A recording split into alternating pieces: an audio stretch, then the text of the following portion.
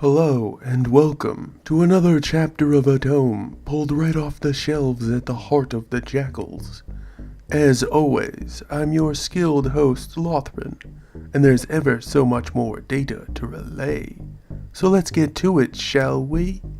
Go grab a filling meal, settle into a cozy spot, and pay accurate attention to Fleet Part 72, Sickness. Why are we breaking in here, boss? What's the deal with all this? We're not breaking in. We paid the landlord back rent to gain access and look the other way. See? I have a key. Alduin held it up for Thorin to catch a glimpse of it. Oh, okay. Why did we bribe a guy to let us into this crummy one-room apartment? I mean, it's way worse than mine, and it smells so bad. See, that right there is a much better question, kid. We did it because we don't have time for the slow stuff, and Lothane isn't due back to this festering cesspit he calls a home for another couple of hours. Alduin shifted through the junk littering all of the floors.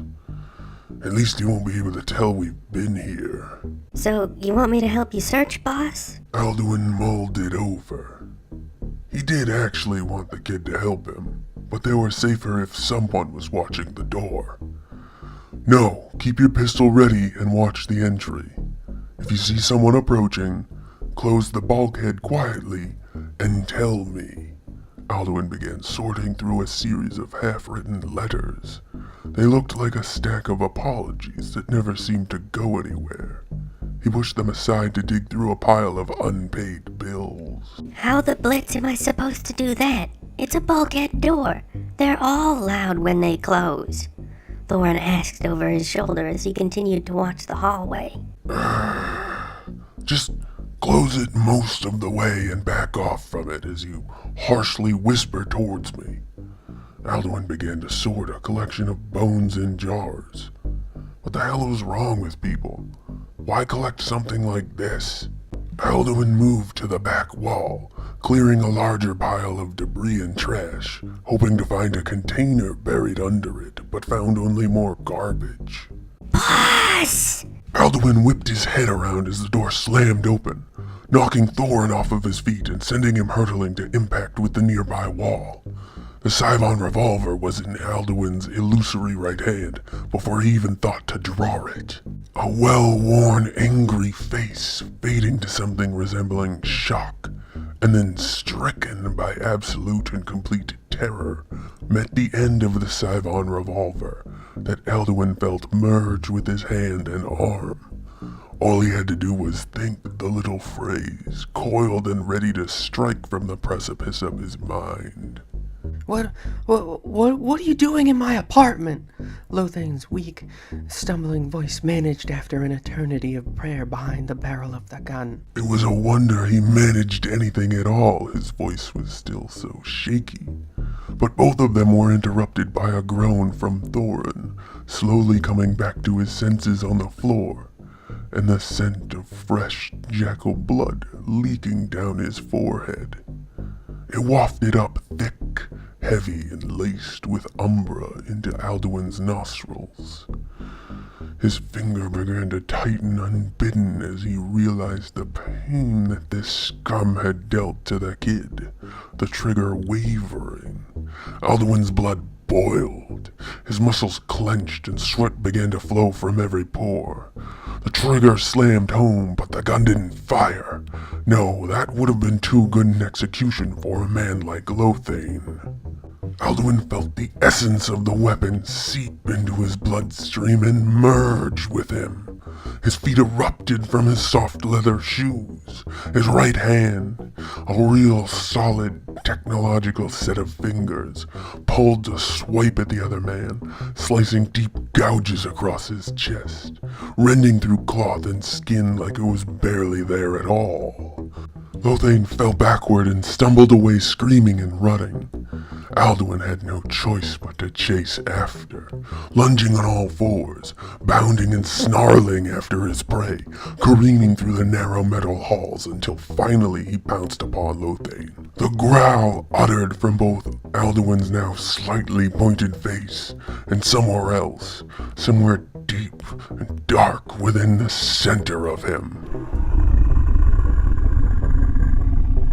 Please don't kill me. Please don't eat me. Please don't tear me up. Please, I didn't betray Modal. I didn't betray him. The secret is safe. I swear I didn't. I swear I didn't tell anyone. Please don't eat me. Please. Lothane begged for his life and his limbs. He wouldn't have gotten his wish while he lay there mewling and pathetic on the floor beneath Alduin in this monstrous and welcomed form.